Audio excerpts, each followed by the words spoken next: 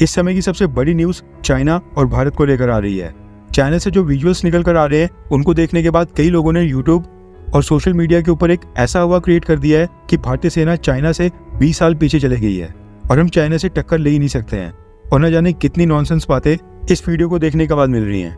ऐसा क्लेम किया जा रहा है कि चाइना ने न सिर्फ ताइवान और भारत को टेंशन में डाल दिया है बल्कि अमेरिका की भी आंखें फटी रह गई हैं। दरअसल कुछ ही दिन पहले कंबोडिया की सेना एक मिलिट्री एक्सरसाइज में हिस्सा लेने के लिए चाइना आई थी और इस मिलिट्री एक्सरसाइज के दौरान चाइना ने अपने ट्रूप्स के साथ साथ एक ऐसे रोबोटिक वेपन को डिप्लॉय किया जिसको बनाते बनाते अमेरिका के भी पसीने छूट गए थे।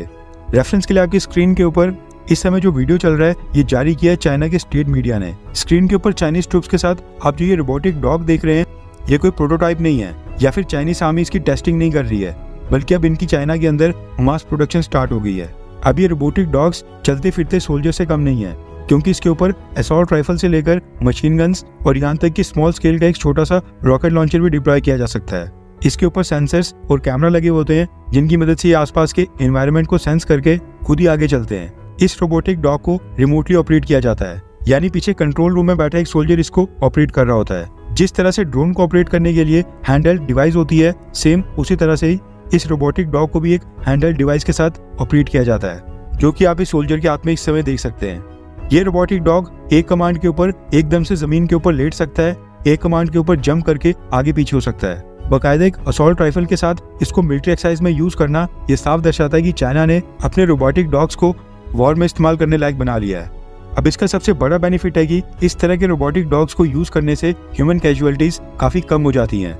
इसके साथ ही इनको कई किलोमीटर दूर बैठकर भी ऑपरेट किया जा सकता है। इस तरह के रोबोटिक डॉग्स का इस्तेमाल करने का एक बड़ा फायदा ये भी है कि मिलिट्री ऑपरेशंस के अंदर प्रिसीजन और एफिशिएंसी ये दोनों ही बढ़ जाती हैं। ह्यूमन एरर का सारा स्कोप पूरी तरह से खत्म हो जाता है। सेंसर्स की मदद से इनकी एक्यूरेसी कई गुना ज्यादा बढ़ जाती है। कैमरा से सबसे पहले टारगेट को स्कैन किया, लॉक किया और फिर दे फायर। रात के समय नाइट विजन कैमरा टेक्नोलॉजी के साथ ये और भी ज्यादा डेडली हो जाते हैं। इसके अलावा सामने वाले देश की सेना के ऊपर इस तरह के रोबोटिक वेपन्स का साइकोलॉजिकल इम्पैक्ट भी पड़ता है। सामने वाली देश की सेना का मनोबल पहले ही टूट जाता है।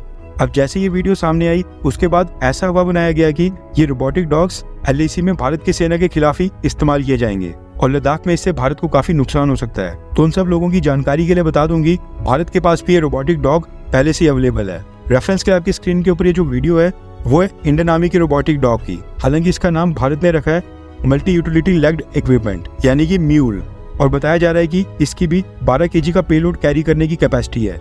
इसके ऊपर भी 360 डिग्री के कैमरास लगे हुए हैं जो कि थर्मल और कई सारे सेंसर्स के साथ इक्विप्ड है।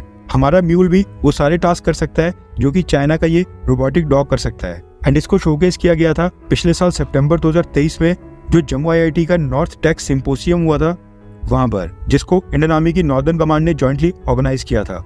इसके साथ ही खबर आ रही है कि इस म्यूल को डेवलप किया है भारत की एक एरोआक कंपनी ने, जो कि ड्रोन एंड रोबोटिक्स इंडस्ट्री की एक स्टार्टअप कंपनी है। साल 2018 में कंपनी का गठन हुआ था और आज 6 साल से भी कम समय के अंदर कंपनी के पास म्यूल के साथ साथ और भी कई सारे ड्रोन और रोबोटिक वेपन सिस्टम्स कंपनी ने डेवलप कर लिए हैं, जो कि आज की डेट में कंपनी आर्म्ड फोर्सेस को भी ऑफर कर रही है। मेरे कहने का मतलब है कि हमें चाइना के प्रोपेगेंडा में बिल्कुल भी नहीं पड़ना चाहिए। चाइना इस तरह की वीडियोस फैलाकर अपना खुद का PR करता है, साइकोलॉजिकल वॉरफेयर की नीति के ऊपर चलता है, ताकि सामने वाले देश को ये भ्रम हो जाए कि हम तो चाइना को हरा ही नहीं सकते हैं। चाइना के पास तो इस तरह के एडवांस्ड और रोबोटिक वेपन्स हैं। इस तरह का रोबोटिक डॉग बनाना ये कोई बड़ा काम नहीं है, ये तो हमने कई साल पहले कर दिया था। लेकिन चाइना की तरह इसकी पब्लिसिटी नहीं की और खुद अपने मुंह से अपनी तारीफ नहीं की। बस यही डिफरेंस है भारत और चाइना के बीच में। जब चाइना के साथ एक्चुअल युद्ध होगा तब जाकर हमारे हथियार निकलेंगे और ऐसे ऐसे हथियार होंगे जो चाइना ने कभी देखे भी नहीं होंगे।